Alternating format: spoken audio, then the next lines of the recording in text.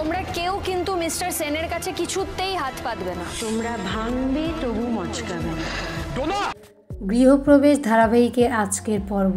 ধারাবাহিকের শুরুতেই আমরা দেখতে পাই আকাশ শুভকে বলে, আপনাদের প্রত্যেকের মধ্যে একটা দানব লুকিয়ে আছে, সেটা স্বার্থে আঘাত লাগলেই বেরিয়ে আসে। আমাকে চ্যালেঞ্জ করার ফল তো পেয়ে গেলেন। এরপর আকাশ পুলককে উদ্দেশ্য করে বলে, কি মিস্টার রয়, আর ঠিক বললাম তো? আপনাদের কোম্পানি তো একদম ভরাডুবি হয়ে গেছে। এসব কথা শুনে শুভ রেগে যায় এবং আকাশকে বলে, আপনি খবরদার আমার বাবাকে এভাবে বলবেন না, বেরিয়ে যান এক্ষুনি এখান থেকে। আকাশ বলে, আমি তো চলে যাবই, কিন্তু তার আগে আমি যে টাকাগুলো আপনাদেরকে দিয়েছিলাম সেই টাকাগুলো আমাকে ফেরত দিন, আমি চলে যাচ্ছি। কিন্তু অতগুলো টাকা আপনারা কিভাবে দেবেন? একমাত্র উপায় আছে আপনাদের এই বাড়িটা বিক্রি করা। কিন্তু এই বাড়িটা বিক্রি করলে আপনারা থাকবেন কোথায়? শুভ বলে, এই বাড়িটা আমাদের, সেটা আমরা কি করব না করব সেটা আপনাকে ভাবতে হবে না, আপনি এখান থেকে চলে যান। এরপর আকাশ বলে, আমি আপনাদের এখানে উপকার করতে এসেছিলাম, তবে এখন চলে যাচ্ছি। যদি কোনো প্রয়োজন হয় অবশ্যই আমাকে জানাবেন। আকাশ চলে যাবার পরে বাড়ির ছেলেরা বলে, এক্ষুনি আমাদের ফ্যাক্টরিতে যেতে হবে। কি হচ্ছে সেটা সেখানে না গেলে বোঝা যাবে না।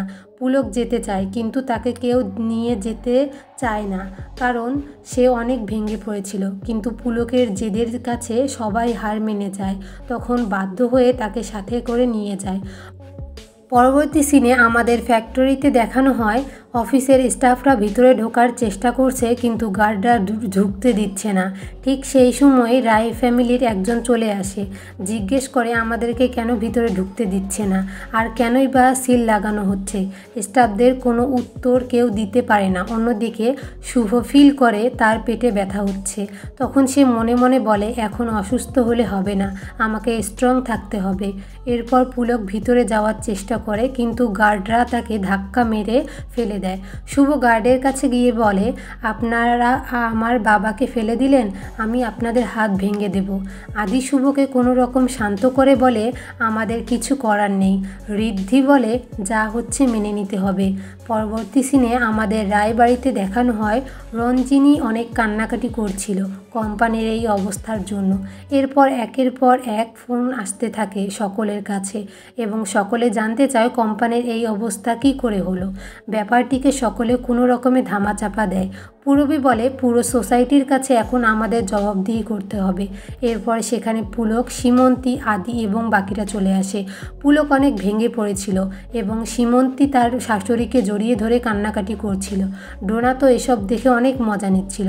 এরপর শুভ এবং বাকিরা মিলে ঠিক করে তারা তাদের শেয়ার হোল্ডারদের সাথে কথা বলবে, তাহলে হয়তো কোনো সমাধান বেরিয়ে আসবে। পরবর্তী সিনে আমাদের আকাশ এবং মোহনাকে দেখানো হয়। মোহনা আকাশকে বলে, তুই এতক্ষণ কোথায় ছিলি? আমি তোর জন্য অপেক্ষা করছিলাম। আকাশ বলে, কেন, কি হয়েছে? ঠিক তখনই তার মা এসে বলে, মোহনা ঔষধ খেতে চাইছে না। মোহনা বলে, আমি ঔষধ খাবো না, আমাকে ঔষধ খাইয়ে ঘুম পাড়াতে চাইছো। এরপর মোহনা আকাশকে বলে, আমাকে একটা প্রমিস করেছিলে আয়ানকে আমার কাছে এনে দিবি। আকাশ বলে, হ্যাঁ মনে আছে, আর আয়ান আসবে। এ কথা শুনে মোহনা অনেক খুশি হয়ে যায়। এরপর আকাশ মোহনাকে ঔষধ খাইয়ে সেখান থেকে ঘর পাঠিয়ে দেয়। আকাশের মা আকাশকে বলে, তুই কি শুরু করেছিস? নতুন কি ঝামেলা করছিস তুই? আকাশ বলে, কোনো ঝামেলা নয়, এতদিন সব কিছু খারাপ হয়েছে, এখন থেকে সব ভালো হবে। আমার বোন যা চায় তাই হবে, আর সেটা যদি না হয় আমি বাকি গেট খুলে দেব, রায় পরিবার ডুবে যাবে।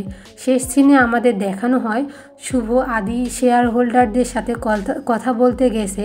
শেয়ার হোল্ডার জানায়, আকাশ অনেক পাওয়ারফুল মানুষ, তার সাথে লাগতে যাওয়া ঠিক হবে না, তবে আমি চেষ্টা করছি, দেখি কি করা যায়। ঠিক তখনই আকাশের ফোন আসে ওই লোকটার কাছে এবং শুভ সেটা দেখতে পেয়ে আদিকে নিয়ে সেখান থেকে বেরিয়ে আসে।